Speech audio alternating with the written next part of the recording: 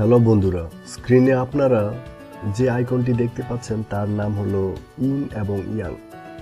In এবং young হলো একটি জটিল সম্পর্কগত চাইনিজ ধারণা। ইন এবং ইয়াং এই তত্ত্বটি সর্বপ্রথম চীনে আবিষ্কার হয়েছে।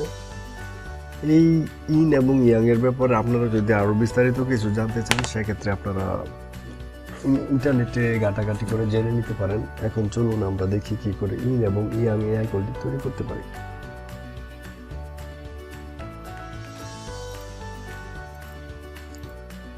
চলুন আমরা ইন এবং ইয়াং আইকনটি এখন অ্যাডোবি ইলাস্ট্রেটর সফটওয়্যারটি দিয়ে তৈরি করি। শুরুতে আমাদের একটি সার্কেল আঁকতে হবে। সার্কেল আঁকার জন্য আমরা এই কিবোর্ড টুলবার থেকে ইলিপস টুলটিকে নিলাম। কিবোর্ডে অল্টার এবং শিফট চেপে মাউস পয়েন্টার দিয়ে ক্লিক এবং ড্র্যাগ করলাম।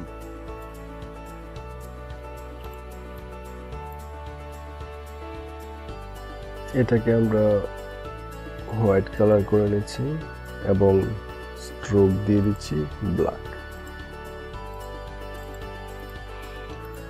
এই সার্কেলটিকে এখন আমরা কিবোর্ডে কন্ট্রোল সি চেপে কপি করে কন্ট্রোল এফ চেপে পেস্ট করলাম। এখন এই উপরের যে সার্কেলটি সেটিকে আমরা 50% ছোট করে দেব। কিভাবে ছোট করব? কিবোর্ড থেকে এস চেপে ইন্টার চাপব। এখন আমরা ইউনিফর্ম স্কেলের এখানে 50% লিখে দিব, তাহলে 50% ছোট হয়ে যাবে। এখন ছোট সার্কেলটিকেও আমরা কিবোর্ড থেকে কন্ট্রোল সি চেপে কপি করব এবং কিবোর্ডে কন্ট্রোল এফ চেপে পেস্ট করব এবং এই ছোট এবং কিবোর্ড থেকে এস চেপে ইন্টার চাপবো, তাহলে আমাদের স্কেল টুলটি সিলেক্ট হয়ে যাবে। এই ডায়ালগ বক্সে আমরা এই ছোট সার্কেল থেকে আমরা 20% ছোট করে ফেলবো। আরও আমাদের 3টি সার্কেল পেয়ে গেলাম। এখন এই দুইটি সার্কেলকে সিলেক্ট করে আমরা কিবোর্ড থেকে কন্ট্রোল জি চেপে গ্রুপ করে নিলাম। এখন আমরা এই সার্কেলটিকে ধরে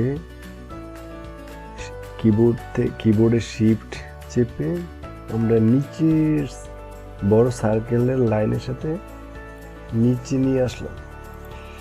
এখন এই সার্কেলটিকে আমরা কপি করে উপরে নিয়ে যাব। আমরা কিভাবে কপি করব? কিবোর্ডে অল্টার এবং শিফট চেপে ধরে মাউস পয়েন্টার দিয়ে ড্র্যাগ করে উপরে টেনে নেব, তাহলে কপি হয়ে যাবে। হয়ে গেল কপি। এখন সকল সার্কেলকে সিলেক্ট করে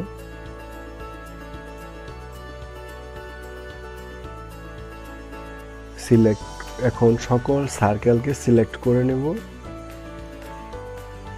টুল বার থেকে শেপ বিল্ডার টুলটিকে সিলেক্ট করব, অথবা কিবোর্ডে শিফট এম প্রেস করেও শেপ বিল্ডার টুলটিকে সিলেক্ট করে। এখন আমরা